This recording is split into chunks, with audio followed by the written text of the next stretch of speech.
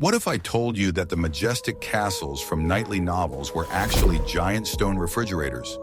We are used to cinematic halls with huge fireplaces, where lords sit in warmth, as if the stone itself provides heat. But the reality of medieval winters was quite different. Stone walls did not retain heat, they devoured it. At night, the temperature in the chambers could be lower than outside, and it was easier to freeze in your sleep than to believe that you were living in a fortress. Surprisingly, the danger came not from the wind or cold outside, but from the house itself. The stone slowly drew every ounce of heat from the body, turning bedrooms into ice chambers. People lived in conditions where luxury was expressed not in golden cups, but in the ability to wake up in the morning. That is why even kings were forced to sleep sitting up, in special wooden boxes with curtains that created a small microclimate around their bodies, protecting them from the icy breath of the walls. Watch the video to the end, and you will learn why even monarchs did not trust their own bedrooms, why they built mini houses inside huge halls, and what deadly trap was hidden in the ordinary desire to warm up by smoldering coals. Are you ready to learn the truth about why castle walls were their main enemy in winter? The main problem was the very material from which these fortresses were built. Stone has enormous heat capacity, but it does not work the way we would like it to. In summer, the thick walls accumulated heat, but by November they had cooled completely and turned into an icy monolith. The walls of the keep could be several meters thick, made of solid granite or limestone. In winter, this mass froze through and began to function as a giant cold accumulator. Even if the air in the room was heated, the walls instantly absorbed the heat. It was physically painful to be near the stonework, as if a frosty draft was coming from it. Inside the rooms, condensation constantly formed due to the temperature difference. Water flowed down the walls in streams, collecting in puddles on the floor and saturating everything around it with dampness. Furniture, clothing, and bedding were never completely dry. This damp cold penetrated to the bone much more than the dry frost outside. Attempts to heat such rooms were like trying to boil the ocean with a kettle. The huge halls with high vaulted ceilings were an architectural nightmare for heating. Warm air instantly rose to the rafters, where no one was. The people below remained in an icy stagnation zone. The situation was exacerbated by the lack of proper insulation between floors. The cold from the earthen floors of the basements rose unhindered, penetrating the living quarters. The stone floors on the upper floors were so icy that it was impossible to walk on them without thick shoes. Any contact with architectural elements with bare skin threatened frostbite. The castle was designed to defend against enemy armies, not the climate. Narrow loopholes, spiral staircases, and long corridors created ideal conditions for drafts. The wind howled through the stone pipes of the corridors, blowing out the last remnants of heat. Closing all the cracks in such a huge structure was an impossible task. In such conditions, the castle's inhabitants felt like food in a freezer. The cold was not a temporary inconvenience, but a constant backdrop to life from which there was no escape. It determined the daily routine, the way people dressed, and even the way they communicated. People huddled together trying to stay close to sources of heat. In winter, life in the castle was confined to a few relatively warm rooms. The huge ceremonial halls stood empty and frozen, used only when absolutely necessary. The inhabitants moved into small rooms with low ceilings, which were easier to heat. It was a seasonal relocation within their own home. Engineers of the time understood the problem, but their technology was powerless against the laws of physics. They could build impregnable towers, but they could not create an effective central heating system. Victory over the cold required not stone, but wood and fabric. I'm very interested to hear your point of view. Do you think modern insulation technologies could make a medieval castle suitable for comfortable living without rebuilding the walls? Write about it in the comments. Want to know a secret that will change your perception of medieval comfort? The famous huge fireplaces in which you could roast a bull were actually extremely inefficient heaters. Their design was primitive. A straight pipe and an open firebox threw up to 90% of the heat outside. In essence, they heated the sky above the castle, not the room inside. The fire in such a fireplace had to be enormous to have any effect at all. Servants burned entire tree trunks, keeping the flames burning around the clock. But even such a roaring fire created only a small area of comfort directly in front of the hearth. If you took 3 steps back, the temperature dropped to that of the street. A person standing by the fireplace experienced a strange and unpleasant sensation. Their face and hands were scorched by the heat. Their skin reddened and dried out from the direct fire. At the same time, their back froze from the icy air that was drawn into the room by the draft. It was a contrasting shower that could easily make you sick. The draft in the huge chimneys was so strong that it created constant air movement in the room. Cold air from the street was sucked in through the cracks in the windows and doors, rushing towards the fire. It turned out that the more the fireplace was heated, the stronger the draft at the feet.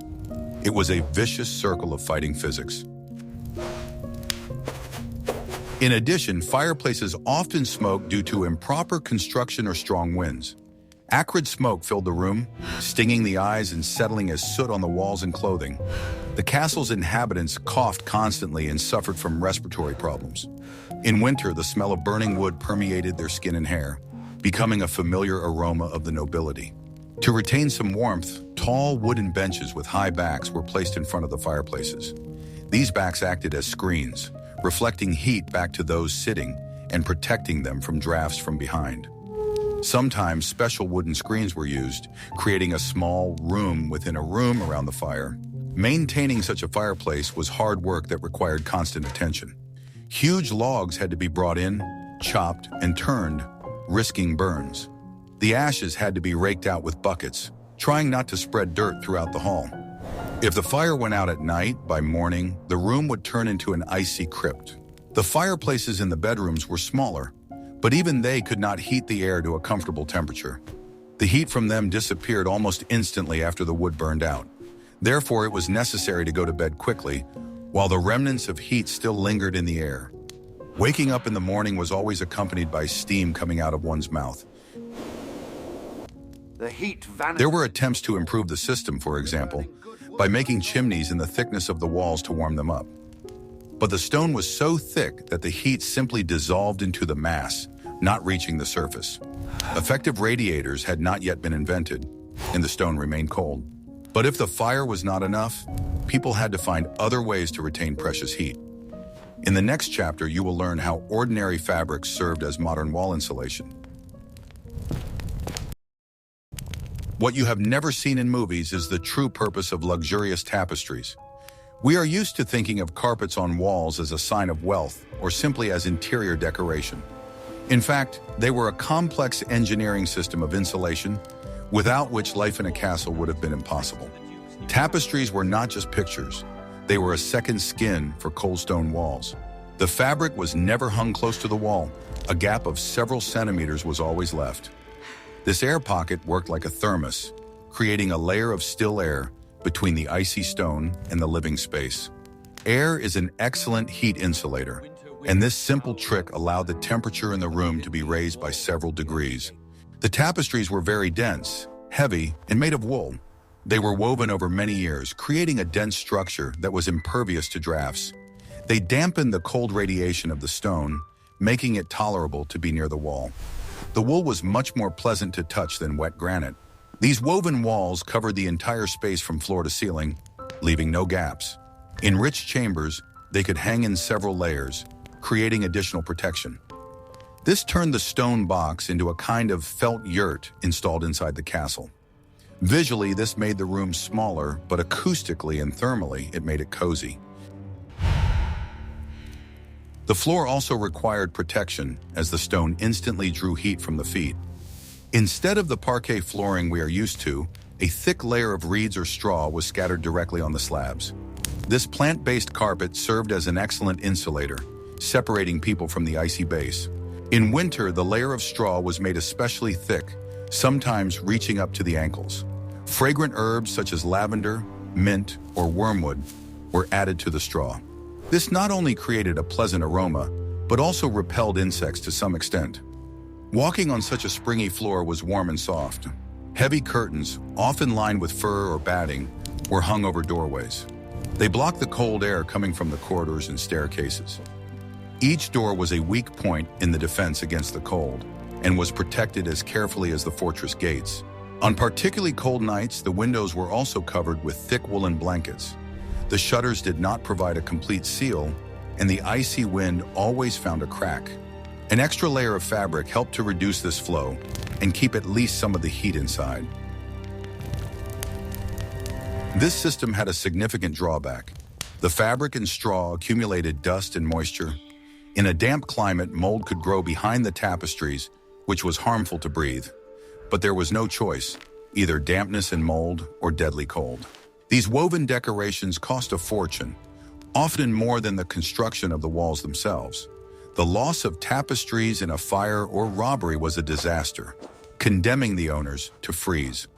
A wealthy lord carried his tapestries with him as he moved from castle to castle, like a snail carries its house. If you think that's surprising, wait. Did you like the fact about the air gap? Don't forget to like it. Don't forget to subscribe to the channel so you don't miss any new videos.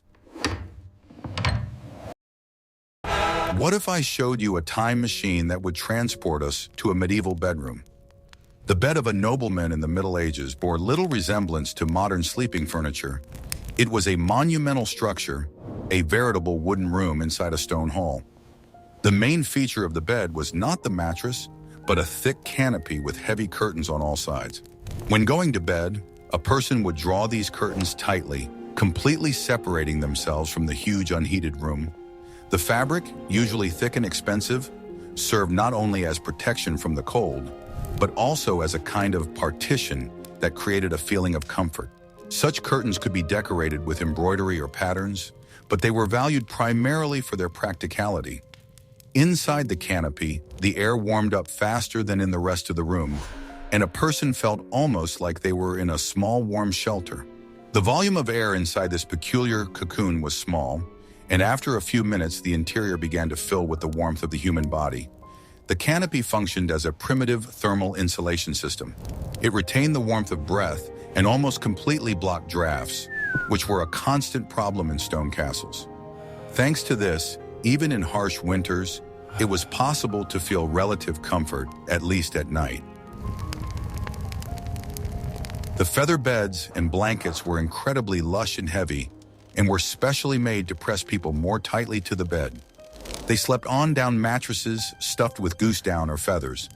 The material was so valuable that it could be saved for years. These mattresses flattened over time and had to be shaken regularly to restore their original volume.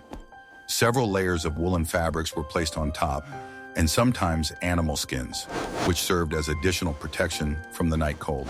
The weight of this entire bedding set could reach tens of kilograms, and sometimes it was difficult for a person to even move. But it was this very weight that gave a feeling of security. It seemed to shield a person from the outside world, and the dense structure of the blankets retained heat inside the bed. People believed that good sleep was impossible without a heavy covering, and they thought not about lightness, but about warmth and reliability. Before bedtime, servants would warm the bed, and this ritual was considered very important. They used special copper hot water bottles with long handles. Hot coals were placed inside, which slowly gave off heat. Servants carefully moved the hot water bottle between the layers of sheets to warm them up without burning the fabric. This procedure took several minutes, and as a result, the bed became dry, warm, and much more comfortable. Sometimes stones preheated in the hearth were used instead of hot water bottles. They were wrapped in thick cloth so that people would not burn themselves. Such stones retained heat longer and could be used by peasant families who could not afford metal hot water bottles. Warming the bed was necessary in any weather because nighttime dampness was considered one of the main causes of illness. Going to bed in an icy bed was considered dangerous to health because the cold could cause colds or joint pain. A warmed mattress retained heat for quite a long time, helping a person fall asleep faster. But closer to morning, the temperature still dropped, and even under many blankets, you could feel the cold. People usually woke up early because staying in bed in a cold room became simply unbearable. Loneliness in bed in winter was almost a luxury, and only the richest could afford it. Even kings sometimes shared their beds with their courtiers when the frost became too severe. Many families, especially in Northern Europe, slept several people together to keep each other warm. Servants often slept next to the bed, creating additional warmth in the room and reducing the amount of cold space. Such shared sleeping arrangements were considered normal and did not have the personal connotations that we attach to such situations today. People thought only of survival and warmth. Unity in sleep helped them survive the particularly harsh periods of winter. That is why medieval texts often mention bedfellows, and this concept was understood quite literally. Sleepwear was also very different from what we wear today. Nightshirts were long, loose-fitting, and made of linen or wool. They protected the body from the cold air in the bedroom and helped to retain at least some warmth. A cap was always worn on the head to retain heat and protect the ears. It was believed that cold air hitting the head could cause serious illness, and therefore it was unsafe to sleep without a cap. Not only adults wore caps, but children too, as stone castles cooled down very quickly. People could wear additional woolen capes over their nightshirts if the winter was particularly harsh. Throughout the night, people kept almost every part of their body covered, except for their faces. Many even hid their hands under their clothes to keep them warm. The bed itself was raised high above the floor, sometimes by almost a meter. The air was always colder at the bottom, so this height saved the sleeper from the icy draft. In addition, chests with clothes or valuables were stored under the bed, creating another layer of protection from the cold. These chests also served as a barrier against mice and other animals that could climb into the room in search of warmth. The wood for the beds was chosen to be solid, most often oak, as it best withstood the humidity of stone rooms. Carved headboards not only served a decorative function, but also provided additional protection from drafts. The bed's construction was so sturdy that it could serve several generations in a row and hardly broke over time. The bed was considered the most valuable piece of furniture in the house because it provided people with safety and health during the cold months. It was included in a bride's dowry and passed down from generation to generation, emphasizing its importance. Losing a bed could mean harsh winters and constant illness. It was the last line of defense against the nighttime cold, and it was in the bed that people felt most protected. However, even the warmest bed could not protect a person during the day. In the next chapter, you will learn how medieval fashion was dictated by the harsh necessity of survival. Medieval clothing served the same function as a spacesuit in outer space. It preserved life. There was no question of wearing light clothing at home in winter. People inside the castle wore as many layers as they did outside. The principle of layering was the only way to retain body heat. The basis of everything was a linen undershirt worn by both men and women. Linen absorbed sweat well and created the first air layer against the skin. People tried to change the shirt as often as possible. But in winter, washing and drying laundry was a huge problem. Often one shirt was worn for weeks, which did not add to comfort. Several layers of woolen clothing of varying thickness were worn over the linen. Wool is a unique material that keeps you warm even when wet, which was critically important in a damp castle. Tunics, doublets, dresses, all of these were worn on top of each other. The wealthier a person was, the thinner and higher quality the wool was. The most important element of the winter wardrobe was the fur lining. The nobility wore clothes lined with squirrel, fox, or marten fur, with the fur on the inside against the body. This created an incredibly warm capsule. The poor used sheepskin or wolf fur, which was heavier and coarser but just as warm. Long dresses and floor-length cloaks were not just a tribute to fashion or modesty. The long hem created a bell of warm air around the legs, preventing them from freezing. Women's dresses with multiple petticoats worked like a portable thermos. Men wore thick woolen stockings, often 2 pairs at a time. Sleeves were often made long, covering half or all of the hands. Thin gloves or mittens were often worn indoors, as it was unpleasant to touch cold objects with bare hands. Necks were always wrapped in scarves or high collars. Raincoats were not taken off even at the dinner table. A heavy woolen raincoat lined with fur was the castle dweller's best friend. It could be wrapped around oneself while sitting by the fireplace or used as an extra blanket at night. The weight of such a garment could reach 10 to 15 kilograms. The footwear inside the castle was the same as outside. Leather boots or shoes with thick soles. Straw or felt insoles were placed inside to insulate against the icy floor. Walking barefoot or in light slippers was a sure way to get pneumonia. Headwear was worn at all times, removed only in front of the Lord or in church. Hoods, fur-trimmed hats, bonnets, everything was used. Heat loss through the head in a cold room was significant, and a hat was an essential part of home attire. All these clothes restricted movement, were heavy, and often smelled of damp wool, but they provided a sense of security. People were wrapped in layers of fabric, like soft armor, protecting them from the invisible arrows of frost. Ready to learn the truth about why people ate so much fat in the Middle Ages? During the winter months, life in stone castles turned into a constant struggle for warmth, and food became the main weapon in this struggle. The body expended a tremendous amount of energy just to keep its internal temperature at a safe level. Therefore, food had to not only satisfy hunger, but literally warm the body from the inside, helping to survive the long frosty days. Light food could not provide as much fuel as was needed, so it quickly disappeared from the diet. People understood that the heavier the food, the better the chances of not freezing. The basis of the winter diet was meat, especially fatty meat, because it was the best at maintaining warmth. Pork and beef were considered particularly valuable, as they provided a long-lasting supply of energy that allowed people to work in the cold or move around the castle. Meat was stewed for hours, turning it into thick soups that were easy to digest and left a pleasant feeling of warmth. Baked pieces were also popular, but they were more often served on holidays. Fat was perceived as a real gift from nature, and people tried not to waste it. As winter approached, fresh meat became scarcer, and people switched to what had been prepared in advance. Salted and smoked meats could be stored for months without spoiling, even in humid climates. Dried meat was so dry and salty that it had to be soaked in hot water for a long time or added to soup. Salt played an important role as a natural preservative, allowing people to survive periods of food shortages. Taste suffered as a result, but survival was more important than the sophistication. Root vegetables formed the basis of any winter diet because they could be stored for long periods in cool cellars. Turnips, cabbage, and carrots were used almost daily because they did not require complicated preparation. They were slowly stewed with meat, turning into a soft and thick ragu. Although such food retained few vitamins, it remained nutritious and warming. This simple combination of foods was the basis of winter survival.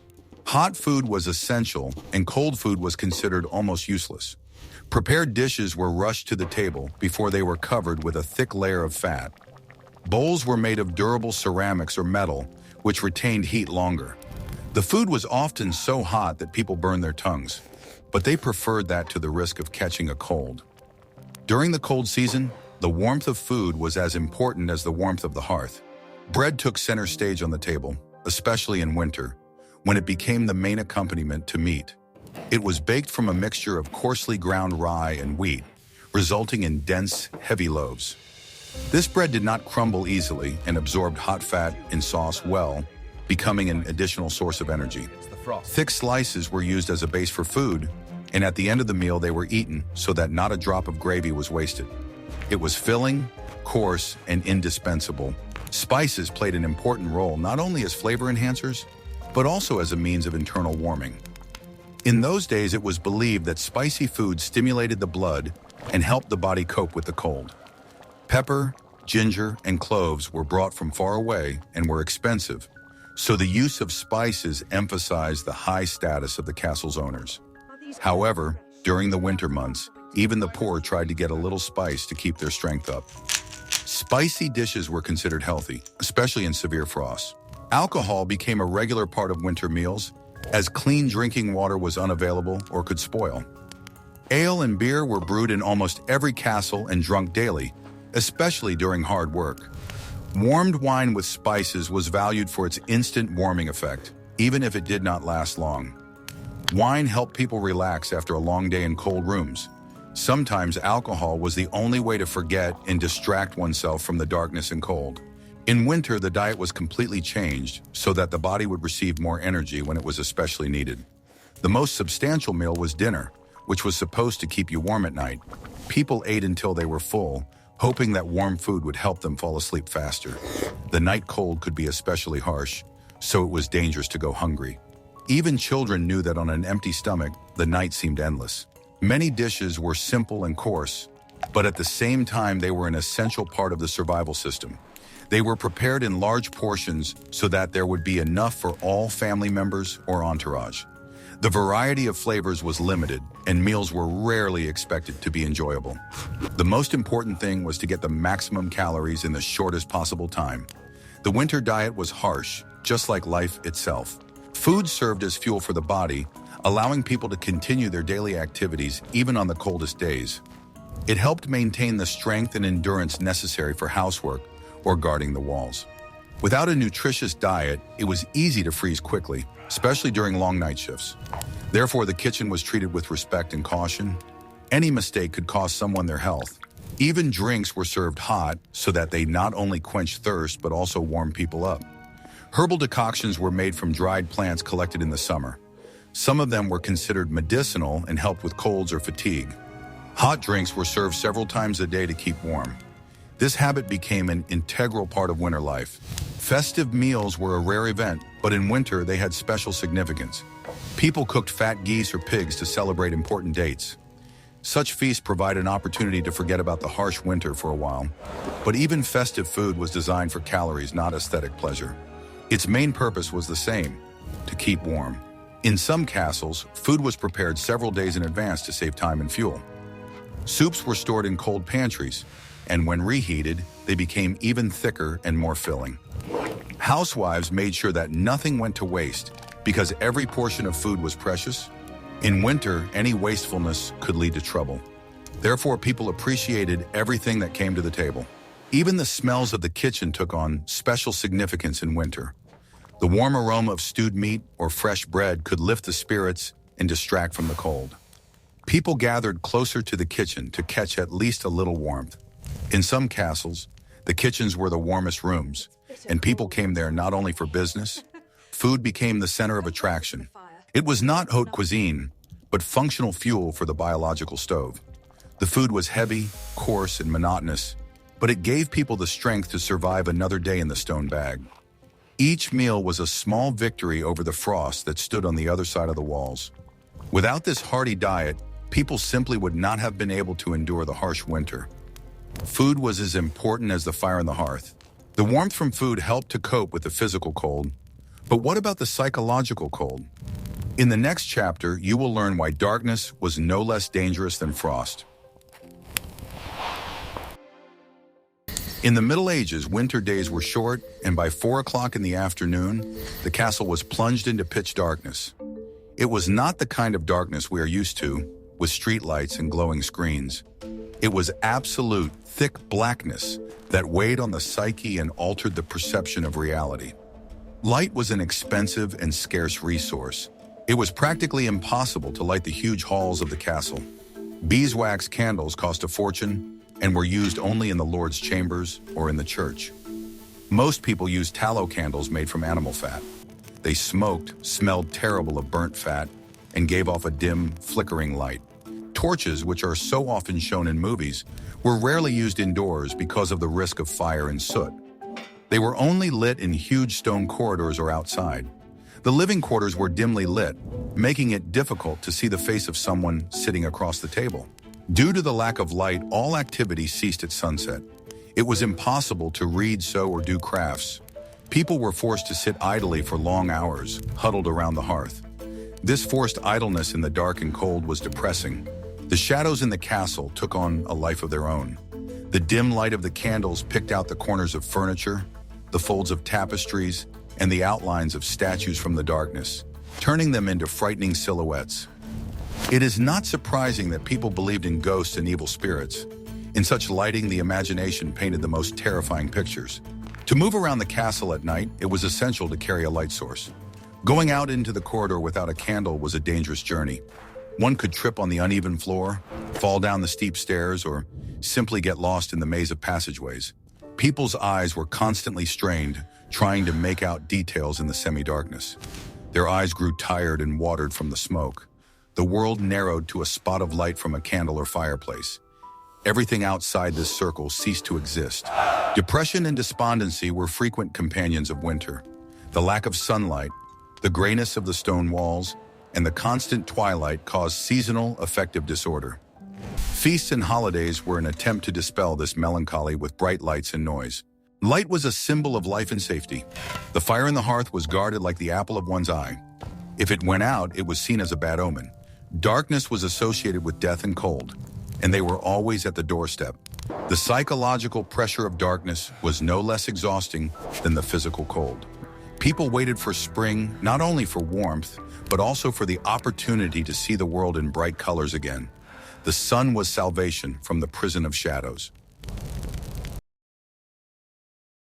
While walls could be covered and floors could be covered, windows remained the main breach in the castle's defenses. In the early Middle Ages, glass was incredibly rare. Instead, wooden shutters, oiled cloth, parchment, or thin horn plates were used. All these materials let light through, and poorly at that, but did not retain heat at all. Window openings in castles were narrow loopholes that widened towards the interior. This shape acted like a wind tunnel, accelerating the flow of air. Even with the shutters closed, the icy wind found gaps, creating piercing drafts that swept through the room. Oiled cloth or paper stretched over the frames constantly flapped in the wind, creating an annoying noise. It often tore, and then a stream of snow and icy air rushed into the room. Replacing such glass in winter was a difficult and unpleasant procedure. Even when glass appeared, it was thick, cloudy, and consisted of small pieces held together with lead bindings. This construction was not airtight. The wind whistled through thousands of micro-gaps in the lead saldier. Sitting by the window was like sitting outside. To seal the windows in some way, the gaps were plugged with rags, moss, or tow. This helped little. The wind blew out the insulation, and the cold penetrated inside again. Fighting drafts was a daily routine for servants. Drafts were more dangerous than just low temperatures. The constant movement of cold air over sweaty bodies, and people sweated under piles of clothing, led to pneumonia and inflammation. Drafts were called the deadly breath of winter.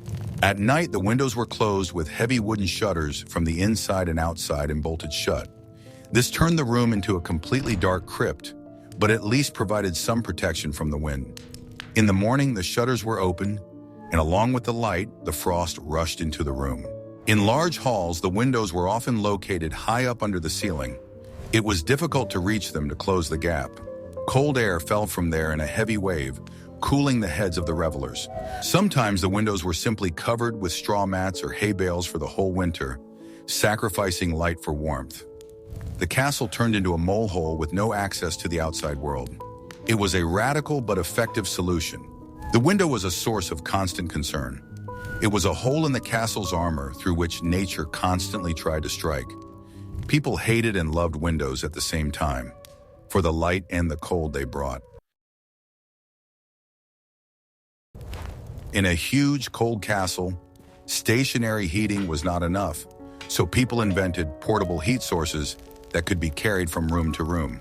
The huge stone walls cooled quickly, and even a large fireplace could not always heat the entire room, especially if the ceilings were high. The castle's inhabitants were constantly looking for ways to make life a little more comfortable, coming up with new ways to keep warm. Drafts pierced the corridors so strongly that it seemed as if the wind lived inside the building. That is why any portable heating system was a real salvation during the frosty months. The main savior was a brazier, which was a metal bowl on legs filled with hot coals that smoldered evenly and did not produce too much smoke. It could be placed next to an armchair or kept near the bed, creating a feeling of a local heat bubble. Such braziers were often decorated with patterns to make them look dignified in rich halls. The heat from them spread quickly, and people literally followed them around the rooms. Without these devices, life in winter would have been much harder and more dangerous. Braziers gave off a soft and pleasant heat that could be felt almost immediately after the coals began to burn. People often gathered around them, trying to warm their hands or feet, which would freeze even after a few minutes of inactivity. Servants were forced to carry these heavy structures, following their masters around the castle, as every new corner could be icy. Sometimes a whole group would gather around the brazier, and the place next to it was considered the most desirable. This formed a kind of social circle, created simply out of the need to keep warm. However, there was a dangerous side to this convenience. which was always remembered by those who used braziers. The smoldering coals emitted carbon monoxide, which was invisible and odorless, making it particularly insidious. If the shutters were closed and the door was kept tightly shut, the concentration of gas could increase imperceptibly. People began to feel dizzy or weak, but did not always understand the reason for their deterioration in health. Many knew stories of how poisoning occurred almost without warning, turning a source of heat into a deadly trap. To reduce the risk of smoke and smoldering flames, only high-quality charcoal was used, which had already burned completely and gave off a steady heat. Its production required experience. The wood had to be slowly burned, leaving the core inside, which was capable of giving off heat for a long time. The preparation of such charcoal was considered an important task, as the health of everyone living in the castle depended on it. Poor quality charcoal began to smoke, filling the room with soot and could cause headaches within a few minutes. Therefore, charcoal burners were treated with respect, knowing that their work was vital. For individual heating, simple but effective means were used that were easy to carry around during the day. Hot stones or bricks were heated on the hearth, then wrapped in cloth and placed in the pockets of outer clothing. They were used to warm the hands or held on the knees to prevent the joints from cooling down. These improvised warmers were a lifesaver during long evening conversations or when reading letters. They even took them on long trips to keep warm during stops. Sometimes special metal balls or cylinders were used, into which hot water was poured. They could retain heat for quite a long time, so they became indispensable for those who worked a lot with their hands. They were held while writing, drawing, or sewing to keep the fingers mobile. This allowed them to do delicate work even in cold rooms, where the temperature was almost the same as outside. Both men and women used these balls regardless of their weight. There were also more sophisticated products. Small metal apples with screw caps, inside which a hot piece of iron or a small piece of coal was placed. They were carefully polished and decorated, as they also served as jewelry. Wealthy ladies carried them in their muffs to warm their hands or hid them under their outer skirts, hanging them from their belts. However, such jewelry required caution, as any awkward movement could burn through the fabric. Therefore, they were often accompanied by maids who ensured their mistress's safety. Even animals became part of the heating system, especially beloved dogs, which were kept in almost all wealthy homes. Small and medium breeds were especially valuable because they could easily fit at the foot of the bed.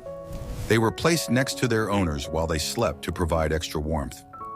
During feasts, they sat on their laps, warming their hands with their warm fur and creating a cozy atmosphere.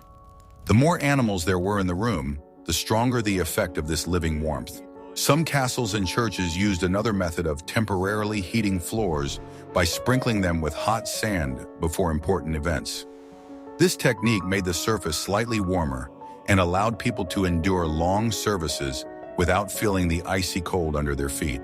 The warmth did not last long, but it was enough for solemn events. This was especially important in winter, when the stone slabs became particularly damp. For many people, this method was the only chance to stay warm. The fire hazard from all these devices was very high, and people were reminded of this every day. If the brazier was overturned or a coal fell on the floor, the fire could instantly spread to the straw or reed mats. Many rooms did not have stone flooring, and the slightest spark could lead to tragedy. To prevent disaster, special guards were assigned to watch the fire and stay close to the heat source. Their work was hard but necessary. In the harsh winter conditions, life became an endless movement between sources of heat, and this strategy helped to maintain health. People moved from braziers to fireplaces, from fireplaces to warm beds, trying not to stop in cold corridors. Every step was calculated so that the body would not have time to cool down. Such wandering within one house became part of the daily routine, and it was thanks to these small movements that people were able to survive the long and frosty months. The hardest part of the day was the morning, the moment when you had to leave the warm cocoon of your bed and step into the icy reality of the room required real courage. During the night, the fireplaces burned out, the braziers cooled down, and the temperature in the bedroom dropped to the same as outside. The water in the wash jug, left on the table since the evening, was often covered with a crust of ice. To simply wash your face, you had to break the ice. The touch of ice-cold water on the skin was a shock that instantly dispelled sleep, but caused the body to contract in a spasm. You had to get dressed incredibly quickly. With trembling fingers, people tried to fasten buttons, tie shoelaces, and pull on layers of cold fabric. The clothes lying on the chest were frozen and stiff. Putting them on was like wrapping yourself in snow. The servants got up even earlier, in complete darkness and cold, to light the fireplaces. Their fingers, roughened and cracked from the frost, struggled to strike a spark. The sound of the fire being stoked was the first sound in the castle. Until the fire was lit, life in the castle was paralyzed by the cold. Breakfast was not elaborate. It was usually a piece of bread and yesterday's cold meat, washed down with ale. There was often no hot food in the morning, as the kitchen stoves also had to be rekindled. The first hot sip was a joy that brought one back to life. The body transitioning from sleep to wakefulness experienced tremendous stress. The heart beat faster, trying to get the blood flowing. Muscles were stiff, joints ached. Every morning was a small victory of will over physiology. People did not wash for months. Undressing in such cold weather to take a bath was suicidal. Hygiene was limited to wiping the face and hands. Dirt and sweat accumulated under layers of wool, but that was a lesser evil compared to pneumonia. The day began with a struggle for warmth and ended with it. It was an endless cycle of survival, where comfort was an unattainable dream. People lived in anticipation of spring, counting the days until the first real warmth. A winter morning in the castle clearly demonstrated the fragility of man in the face of the elements. Neither titles, nor wealth, nor stone walls could change the fact that man is a warm-blooded creature who feels the cold. This daily routine tempered their character. People in the Middle Ages were incredibly resilient because their lives were a constant exercise in overcoming discomfort. For them, our concept of cold would have elicited only a bitter smile. We see that the romantic image of a medieval castle is shattered by the harsh reality of everyday life. Surviving the winter required incredible ingenuity, patience, and physical endurance. Every item of interior decoration, from tapestries to canopy beds, was not a decoration, but a tool for the struggle for life. The castle was not just a home, but a complex machine for preserving crumbs of warmth in an ocean of cold. It is difficult for modern people to even imagine the level of constant, physical discomfort that was the norm for kings and knights. Their ability to live, love, and create in such conditions commands respect. They did not just survive, they created civilization, shivering from the cold in their stone fortresses. Could you endure even 1 week in such conditions without central heating, hot showers, or thermal underwear? Or maybe you have your own secrets for staying warm in cold weather. Share them in the comments and don't forget to subscribe to the channel to learn even more shocking facts about life in the past.